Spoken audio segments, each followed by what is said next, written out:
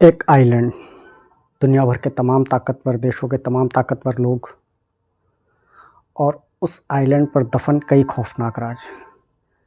Epstein files, जिसके खुलासे हर रोज़ public domain में आ रहे हैं और इसके खुलासे लोगों को चौंका भी रहे हैं। एप्स्टीन फाइल से जुड़े लोगों के साथ जो एक दावा अभी किया जा रहा है वो है इंसानी मांस को खाने का। अब इस दावे में कितनी सच्चाई है ये हम जानने की कोशिश करेंगे आज की इस रिपोर्ट में। तो पहले हम समझ लेते हैं कि एप्स्टीन फाइल्स क्या है और इस पूरे केस में जो एक शख्स जिसका नाम जोड़ा जा रहा है जेफरी एप्स्टीन, जिसकी मृत्यु हो चुकी है साल 2019 में, वो कौन है। इस कहानी की शुरुआत होती है साल 2008 में। एक माता पिता अमेरिकन पुलिस के पास एक कंप्लेन लेकर जाते हैं, जहां वो ये कंप्लेन दर्ज कराते हैं कि उनकी एक 14 साल की नाबालिग बेटी के साथ में जेफरी एप्स्टीन नाम के एक व्यक्ति ने यौन शोषण किया है अपने फ्लोरिडा के पाम बीच वाले घर में। पुलिस कंप्लेन को दर्ज करती है, उस शख्स को गिरफ्तार करती है और कुछ इन्वेस्टिगेशन करती है, मगर क्योंकि वो जो शख्स होता है वो काफ़ी रसूखदार होता है, वो ज़्यादा समय तक जेल में नहीं रहता है और छूट जाता है। इसके बाद साल 2019 में अमेरिकन पुलिस को एक सेक्स रैकेट के बारे में पता चलता है, जो एक काफ़ी बड़ा नेटवर्क होता है। इस सेक्स रैकेट को और इस नेटवर्क के तार फिर से जुड़ते हैं जेफरी एप्स्टीन के नाम से, और इसके बाद फिर पुलिस इन्वेस्टिगेशन करती है। जेफरी एप्स्टीन को जेल हो जाती है। जेल में ही साल 2019 में संदिग्ध परिस्थितियों में जेफरी एप्स्टीन की मौत हो जाती है। साल 2008 में और साल 2019 में पुलिस ने जो इन्वेस्टिगेशन की उसमें पुलिस ने काफ़ी सारे दस्तावेज, वीडियो प्रूफ्स, पिक्चर्स, ये सारी चीज़ें इकट्ठा की और पुलिस के पास लगभग 300 GB डाटा इकट्ठा हो गया।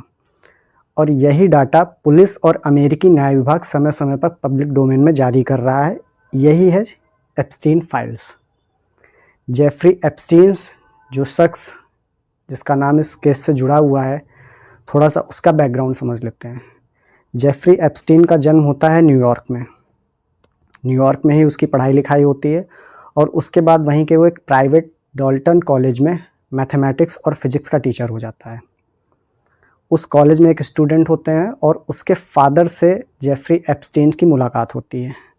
उस स्टूडेंट के फादर इससे काफ़ी प्रभावित होते हैं और उसको वो अपने साथ ले जाते हैं जहां वो काम करते हैं। वो निवेश का जो बाज़ार है अमेरिका का, वहाँ पर एक कंपनी में पार्टनर होते हैं और वो उसे ले जाकर अपने सीनियर पार्टनर से मिलवाते हैं। जेफरी एप्स्टीन उनसे जुड़ जाता है और इन्वेस्टमेंट बैंकिंग और निवेश के कामों को शुरू कर देता है। वो काफ़ी तेज़ होता है और 4 सालों में ही उस कंपनी में वो खुद भी पार्टनर बन जाता है। इसके बाद Jeffrey Epstein J and company के नाम से खुद की एक इन्वेस्टमेंट कंपनी बनाता है और अमेरिका में तमाम रसूखदार और पैसे वाले लोगों का पैसा खुद की कंपनी के थ्रू निवेश करवाता है अमेरिकन मार्केट में। और उस समय लगभग वो 800 मिलियन पाउंड की संपत्ति को मैनेज कर रहा था अपनी कंपनी के थ्रू। इन सब से उसने बहुत सारा पैसा कमाया, अमेरिका में बहुत आलीशान मकान बनवाए और इसके बाद उसने एक आइलैंड ख़रीदा। इस आइलैंड का नाम है लिटिल सेंट जेम्स। लगभग 72 एकड़ के इस आइलैंड पर बहुत सारे प्राइवेट विला हैं। इस आइलैंड को इस तरह से बनाया गया है कि इसके कई सारे एंट्री पॉइंट्स हैं, यानी कि किसी भी एंट्री को और एग्ज़िट को आप ट्रैक नहीं कर सकते हैं। इसके अलावा यहाँ पे बहुत सारे प्राइवेट विलाज हैं, इसलिए यहाँ पर पूरी प्राइवेसी का ध्यान रखा गया है। इस आइलैंड को ही उसने अपनी अय्याशी का अड्डा बना रखा था। क्योंकि वो खुद भी बहुत रसूखदार आदमी था अमेरिका का, इसलिए उसके संबंध अमेरिका और देश और दुनिया के तमाम बड़े बड़े और रसूखदार लोगों से हो गए थे। उन सभी को वो यहाँ इस आइलैंड पर ले जाता था और यहाँ पर तमाम तरह के कुकृत्य होते रहते थे।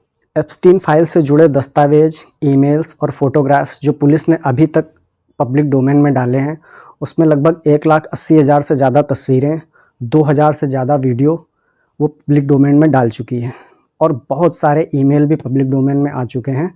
इन ईमेल्स में अमेरिका के ही नहीं बल्कि पूरी दुनिया के बड़े बड़े लोगों के नाम हैं और इन ईमेल्स में जिन जिन लोगों के नाम हैं उन सब पर उंगलियां उठ रही हैं। मैं आपको यहाँ पर ये बता दूं कि केवल ईमेल्स में नाम होने से ही उन पर लगाए गए आरोप साबित नहीं हो जाते हैं, क्योंकि जेफरी एप्स्टीन खुद भी एक रसूखदार आदमी था, तो इसलिए उसका संबंध बाकी रसूखदार लोगों से होना स्वाभाविक है। इस सारी इन्वेस्टिगेशन में एक बात जो सबसे चौंकाने वाली सामने आई है वो ये है कि इन सब से जुड़े लोग आनुष्ठानिक बलि और नरभक्षण जैसे कार्यों में भी लिप्त थे। ये दावे आए कहाँ से? तो पुलिस ने अपनी इन्वेस्टिगेशन के दौरान एक शख्स को गिरफ्तार किया और उस शख्स ने ये दावे किया कि उसने अपनी आंखों से ये सारी चीज़ें होते देखी हैं। मगर इन दावों में सच्चाई कितनी है? तो पुलिस ने अभी तक जो इन्वेस्टिगेशन की है, पुलिस को ऐसा लगता है कि इन दावों में कोई सच्चाई नहीं है और इसलिए पुलिस ने इस दावे को पुख्ता करने के लिए और संसाधन और लोगों को इस काम में लगाने से मना कर दिया है। इस दावे को हवा एक दो और चीज़ों से भी मिली है। पहली चीज़ ये कि जो इन्वेस्टिगेशन के दौरान ईमेल सामने आए हैं उसमें कैनिबल और कैनिबलिज्म ये दो शब्द का प्रयोग काफ़ी बार हुआ है। इन दोनों शब्दों का प्रयोग मिलाकर लगभग 58 बार हुआ है। इन शब्दों का अर्थ है, कैनिबल का शब्द है नरभक्षी और कैनिबलिज्म का शब्द है नरभक्षण, यानी इंसानों को खाने की जो क्रिया है। इसलिए इन दावों को भी हवा मिली। मगर पुलिस ने कैनिबल शब्द को एक वहाँ के स्थानीय रेस्टोरेंट जिसका नाम इस शब्द पे आधारित है उससे जोड़कर देखा है। इसके अलावा एक पुरानी अमेरिकन मॉडल का भी वीडियो प्रचलित हो रहा है जिसमें वो चिल्ला चिल्लाकर इन चीज़ों को होने के लिए कह रही है, मगर पुलिस ने इसको भी खारिज कर दिया है। उसने कहा है ये जो मॉडल है, जो इसका वीडियो सामने आया है, इसका जेफरी एप्स्टीन के केस से कोई लेना देना नहीं है। इन सब के बाद भी ऐसे बहुत सारे सवाल हैं जिनका जवाब अभी तक नहीं मिल पाया है। जैसे इतना रसूखदार आदमी होने के बाद जब वो 2019 में जेल में पकड़ा गया, उसको रखा गया जेल में, वो एक हाईटेक जेल थी, फिर भी वहाँ उसने आत्महत्या कैसे कर ली? आत्महत्या के तुरंत बाद वहाँ के पुराने स्टाफ को तुरंत हटा दिया गया, ये कैसे पॉसिबल हुआ? इन्वेस्टिगेशन बहुत ही कम समय में करते हुए पुलिस ने इसको आत्महत्या घोषित भी कर दिया।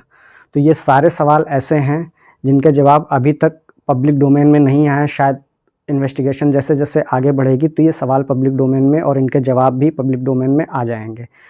उसने अपनी आत्महत्या के 2 दिन पहले ही अपनी बहुत सारी संपत्ति अपनी एक कथित गर्लफ्रेंड के नाम भी कर दी थी।